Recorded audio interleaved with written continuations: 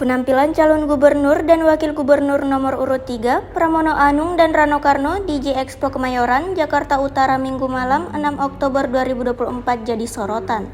Rano Karno nampak mengenakan peci merah, sedangkan Pramono mengenakan peci hitam. Pasangan nomor urut 3 ini kompak memakai slogan Jakarta Menyala, atasan putih dan syal Betawi oranye. Mereka disambut pendukung yang membawa atribut seperti maskot papan bertuliskan Jakarta Menyala dan memakai baju khas The Jackmania. Sebelum masuk ke area debat, Pramono dan Rano Karno menyapa pendukungnya serta tersenyum ke arah media. Mereka juga ditemani pelawak kenamaan tanah air Mandra Yusuf Sulaiman.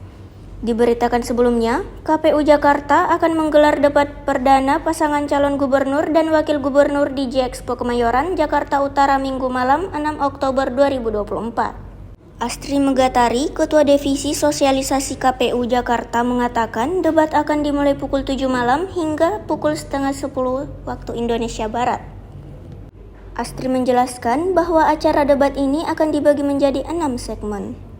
Download Tribun X sekarang, menghadirkan lokal menjadi Indonesia.